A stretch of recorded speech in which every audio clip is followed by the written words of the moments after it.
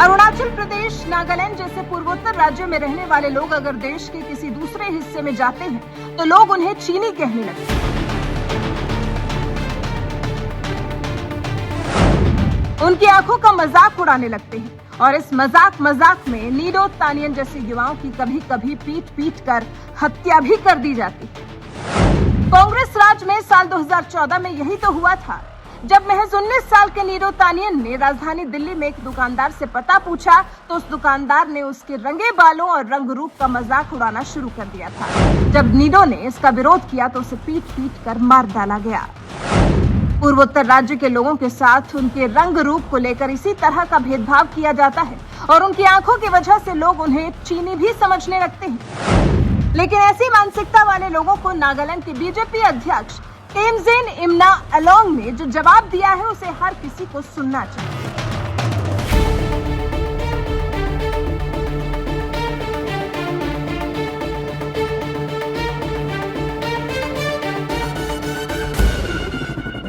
जिस तरह से साउथ के लोगों को देखकर लोग ये समझ लेते हैं कि उन्हें हिंदी नहीं आती होगी, उसी तरह से नागालैंड के रहने वाले लोगों को भी देखकर लोग यही सोचते हैं। लेकिन नागालैंड बीजेपी के अध्यक्ष की जिम्मेदारी संभाल रहे तेमजेन इम्ना अलोंग न सिर्फ हिंदी जानते हैं बल्कि किसी दूसरे बीजेपी नेताओं की तरह हिंदी में धारा प्रवाह भाषण भी देते हैं। कुछ ही दिनों पहले बीजेपी नेता तेमजेन इम्ना ने हिंदी में ही भाषण देते हुए पूर्वोत्तर के लोगों की छोटी छोटी आंखों पर कुछ ऐसी बात बोल दी, लोगों को खूब पसंद आ रही है।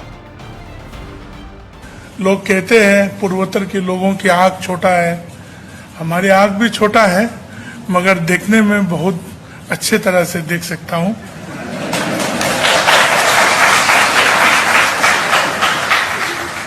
छोटे आंख होने से एक फायदा है, गंदगी कम घुसते हैं और बहुत कभी कभार मंच में बैठे हुए लंबा जब कार्यक्रम चलते हैं हमने एक तरीका से सो भी जाते हैं तब।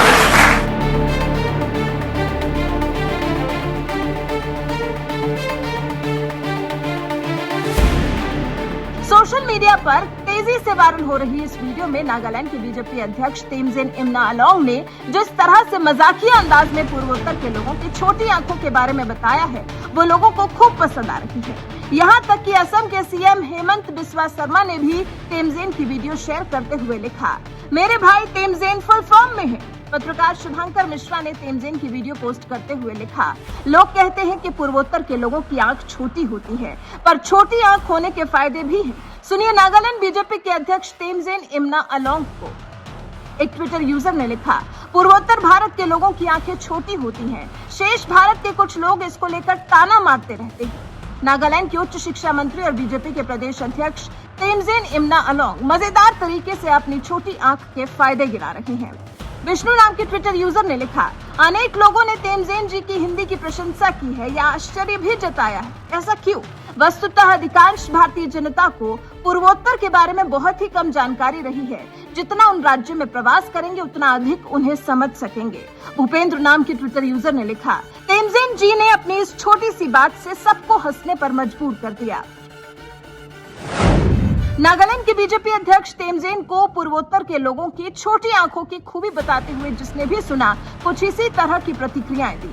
आपको बता दें, सोशल मीडिया पर वायरल हो रही ये वीडियो राजधानी दिल्ली की है, जब जून में हूल दिवस के मौके पर एक कार्यक्रम आयोजित किया गया था। इसी कार्यक्रम में तेमजेन इम्ना को भी बुलाया गया था और उन्होंने हिंदी में दिए इस भाषण के दौरान पूर्वोत्तर के लोगों की छोटी आंखों के मजेदार फायदे गिनाए तो लोग इसी तरह से हंसने को मजबूर हो गए। लेकिन इसी भाषण के दौरान पहली बार दिल्ली के कॉन्स्टिट्यूशन क्लब में बोल रहे तेमजेन बेहद गंभीर बात भी बोल गए। उन्होंने बताया कि किस तरह से ताजमहल देखने के लिए उन्हें अपनी नागरिकता साबित करनी पड़ी थी। हम 1999 में ताजमहल देखने गए थे। उस समय आम आदमी की लाइन में हमारे देशवासियों के साथ हम भी जोड़ गए। इतना लंबा लाइन में रुकने के बाद जब काउंटर पहुंचा, मुझे 2 आदमी लेके दूसरा लाइन में लेके गया। मुझे मालूम नहीं था, मगर उस समय में घुसने के लिए $20 लेते थे। तो $20 तो जिंदगी में हमको उस समय में मिला भी नहीं और देखा भी नहीं था। तो उस तरह हो के मुझे बहुत कन्विंस करना पड़ा कि हम हिंदुस्तानी हैं और हम नागालैंड से हैं। तो उस समय हम जब बोला वहां के लोगों को कि मैं नागालैंड से हूं, तो किसी ने ये भी पूछा कि कौन सा लैंड, स्विट्जरलैंड या फिनलैंड, कहाँ कौन सा लैंड से। तो हम उस दिन को नहीं भूलते हैं और आज के इस दिन को भी कभी नहीं भूलेंगे कि आज जनजातियों के बारे में, पूर्वोत्तर के लिए हमारे देश भी एक होके हम लोगों को भी इस मंच और इस जगह को सबके सामने देने के लिए ये जो सौभाग्य हमको दिया है, वो सिर्फ हमारे लिए नहीं, हमारे पूरा पूर्वोत्तर के लोगों के लिए और जनजातियों के लिए ये गर्व की बात है।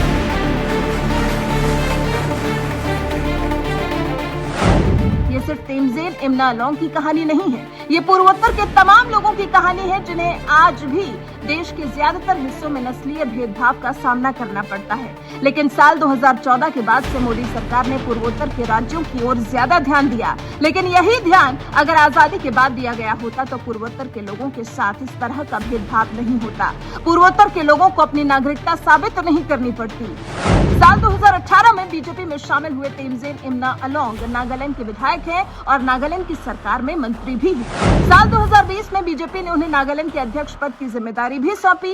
ऐसे तेज तर्रार नेता तेमजेन इम्ना ने राजधानी दिल्ली में दिए भाषण के दौरान पूर्वोत्तर के हालात के बारे में जो बताया, उसे आपको भी एक बार जरूर सुनना चाहिए। पहले मैं ईश्वर का धन्यवाद करता हूं कि आज की इस सुंदर दिवस में, इस महान स्थान में, माय होम इंडिया की इस कार्यक्रम हुल दिवस में भी मौजूद होने का यहाँ सौभाग्य मिला। उसके लिए सुनील देवधर जी, मेरा बड़ा भाई, उसको बहुत बहुत धन्यवाद। मंच में बैठे हुए हमारे झारखंड का पूर्व मुख्यमंत्री श्री बाबूलाल मरांडी जी, आपके बारे में सिर्फ हम सुनते थे, आज देखा भी है, मिला भी है, उसके लिए बहुत बहुत धन्यवाद। सचदेवा जी और हमारी जो दो दीदी हमारी साथ मंच में बैठे हुए, आप दोनों को भी नमस्ते। हमारे पिता समान और माँ समान बहुत सारे बुजुर्ग यहाँ बैठे हुए हैं और हमारे दोस्त लोग, भाई और बहनों, और पूर्वोत्तर के भी कुछ हमारी बहनें और भाई देख रहे हैं, उसके लिए हम बहुत खुश होके हम वहाँ बैठे हुए थे। लोग कहते हैं पूर्वोत्तर के लोगों की आँख छोटा है, हमारी आँख भी छोटा है, मगर देखने में बहुत अच्छे तरह से देख सकता हूँ।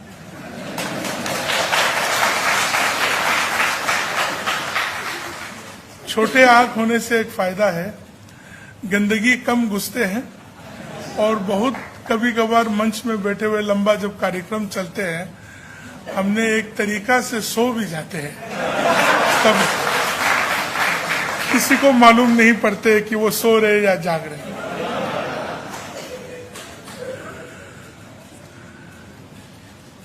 कॉन्स्टिट्यूशन क्लब हमारे लिए भी ये पहले बार है इस स्थान में आके एक जनजाति का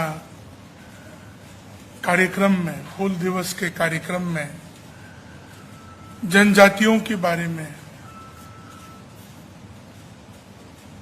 बात करते हुए, विचार विमर्श करते हुए, राजधानी की इस इतना बड़ा ऐतिहासिक स्थान में जनजाति के विषय में बात करते हुए, हम मन में वहां बैठ के मन में हम यही सोच रहे थे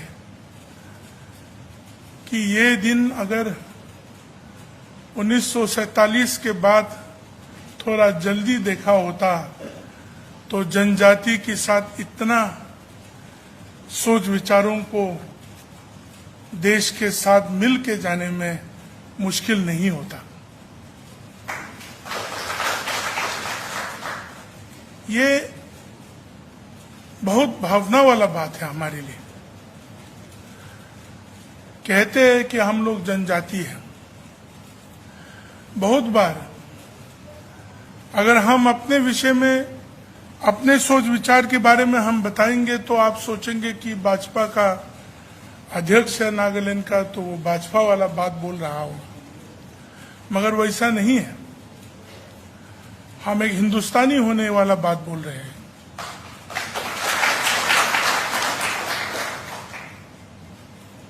सुनील जी को मैंने कभी ये नहीं कहा, मैं हमारे वशिष्ठ बाबूलाल जी को हम कह रहे थे कि हमारे साथ ऐसा हुआ था जो उन्होंने बताया। हम 1999 में ताजमहल देखने गए थे। उस समय आम आदमी की लाइन में हमारे देशवासियों के साथ हम भी जोड़ गए। इतना लंबा लाइन में रुकने के बाद जब काउंटर पहुंचा, मुझे 2 आदमी लेके दूसरा लाइन में लेके गया। मुझे मालूम नहीं था, मगर उस समय में घुसने के लिए $20 लेते थे। तो $20 तो जिंदगी में हमको उस समय में मिला भी नहीं और देखा भी नहीं था। तो उस तरह होके मुझे बहुत कन्विंस करना पड़ा कि हम हिंदुस्तानी हैं और हम नागालैंड से हैं। तो उस समय हम जब बोला वहां के लोगों को कि मैं नागालैंड से हूं, तो किसी ने ये भी पूछा कि कौन सा लैंड, स्विट्जरलैंड या फिनलैंड, कहाँ कौन सा लैंड से। तो हम उस दिन को नहीं भूलते हैं और आज के इस दिन को भी कभी नहीं भूलेंगे कि आज जनजातियों के बारे में पूर्वोत्तर के लिए हमारे देश भी एक होके हम लोगों को भी इस मंच और इस जगह को सबके सामने देने के लिए ये जो सौभाग्य हमको दिया है, वो सिर्फ हमारे लिए नहीं, हमारे पूरा पूर्वोत्तर के लोगों के लिए और जनजातियों के लिए ये गर्व की बात है।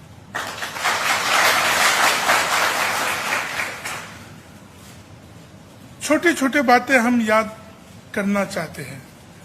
हम बड़े बड़े बातों को लेके दिल्ली वासी के सामने हम रखना नहीं चाहेंगे, क्योंकि हम लोग छोटे छोटे गांवों में रहने वाले जनजाति है और हम पहाड़ की चोटी में रहने वाले, जंगलों में रहने वाले जनजातियां हैं। आज अगर हम देखें कि हुल दिवस क्यों मनाया जा रहा है, कल के दिन है, 50,000 लोग एकत्रित होकर जनजाति और 2 औरतों ने लेके 25,000 लोग का बलिदान हुआ। इस देश की आजादी की जो सफर है उसमें उन्होंने बलिदान किया। हम नहीं जानते थे कि इतना लोग ने भी बलिदान किया क्या। उसी तरह हमारे राज्य नागालैंड में भी कुछ बातें हैं जो आज तक उभर के नहीं आया, जैसे कि सुभाष जी और उनकी सेना जो है नागालैंड में फेक डिस्ट्रिक्ट की चोजुबा इलाका तक पहुंच के आया। और दुर्भाग्य की बात यह है कि आज हम भी उसी सरकार में हैं, मगर हमारी सरकार गठबंधन है और ये इकरार नहीं करते हैं कि सुभाष जी वहां तक आके चला गया। और वहां ऐसे ऐसे बुजुर्ग लोग हैं, आज 100 साल की उम्र की कोई बुजुर्ग है, कोई 99, कोई 95 ईयर्स एंड अबव के लोग हैं, जो वो कहानी कहते हैं कि वो एक साथ सुभाष जी के साथ उस इलाका तक जापानी लोगों के साथ लड़ने के लिए वो लोग आया था और उस तरह का माहौल रख के इस देश का आजादी हुआ। बहुत सारे लोगों के लिए तो आजादी का कहानी सिर्फ चंद परिवारों के नाम लेके, चंद लोगों का नाम लेके, हम सब भी उनमें से है जो यहां तक पहुंच के आया है। मगर आज जब हम ये सुनते हैं और जानते हैं कि इस देश की आजादी के लिए हम सबों ने कितना बड़ा भाग लिया, हमारे पूर्वजों ने कितना बड़ा भाग लिया, छोटे से छोटे इलाका में, छोटे से छोटे स्थान में, अपने स्वतंत्र के लिए, अपने देश के लिए, अपने भारत के लिए अपने जान गंवाया, अपने जीवन को बिताया। इन चीजों का नैरेटिव, इन चीजों का कहानी, इन चीजों के विषय में हम लोग बात क्यों नहीं कर रहे हैं? करना चाहिए, क्योंकि अंग्रेज जब आए, आज हम भी एक युवा है आप लोगों की तरह ही, आज समझने के लिए ये आते हैं कि अंग्रेज ने बहुत अच्छा नैरेटिव बनाया और हम लोगों के इतिहास को पूरा खत्म करने के लिए, नेस्तनाबूद करने के लिए पूरा कोशिश किया। और आज उसका परिणाम पूर्वोत्तर में बहुत सारे स्थानों में आज भी है। नागालैंड जैसे राज्य में, मिजोरम जैसे राज्य में, मणिपुर जैसे में और अरुणाचल जैसे बहुत सारे स्थानों में उस नैरेटिव का सोच विचार और विचारधारा को लेके आज तक इस देश के साथ है। और हम सबों का काम बनते हैं कि उस विचारधारा को निकाल के जो सत्य विचारधारा है, सत्य नैरेटिव है, उस नैरेटिव के मार्गदर्शन में हमें लेके चलना चाहिए।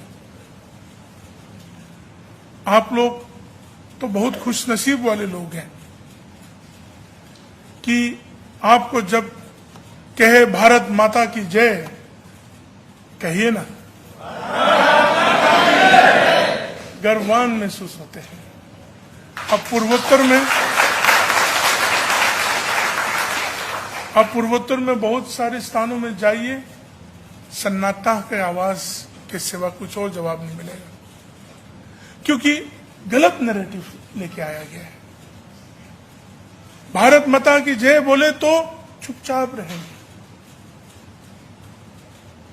आज भी ऐसे स्थान हैं जहां आप भारत के ध्वज को लहराना चाहेंगे तो आप अकेला हो जाएंगे, आपके साथ देने वाला नहीं रहेंगे।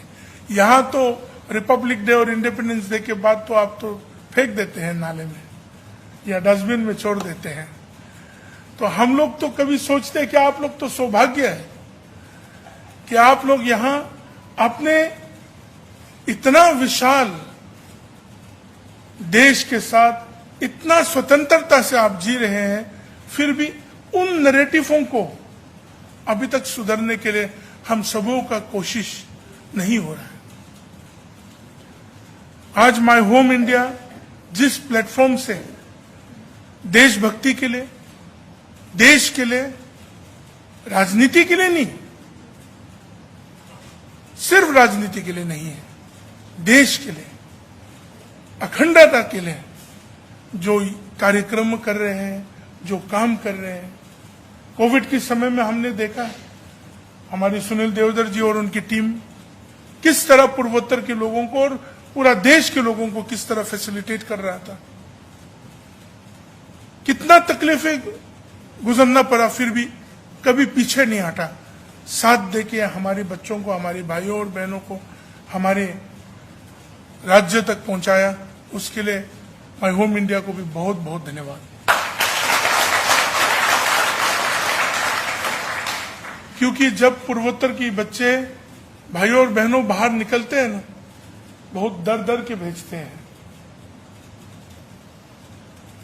बहुत डर डर के भेजते हैं। कुछ तकलीफ होगा तो कौन उनके साथ देंगे, कुछ प्रॉब्लम होगा तो उनको कैसे समझेंगे। फिर भी पढ़ाई लिखाई के लिए और जो अपॉर्चुनिटी इस देश दे रहा है, अब हमारा देश दे रहा है, उन अपॉर्चुनिटियों को देख के, उन चीजों को महसूस करने के लिए, उन चीजों में रहने के लिए इस देश में हमारी पूर्वोत्तर की देश के लोग भी यहां आते हैं।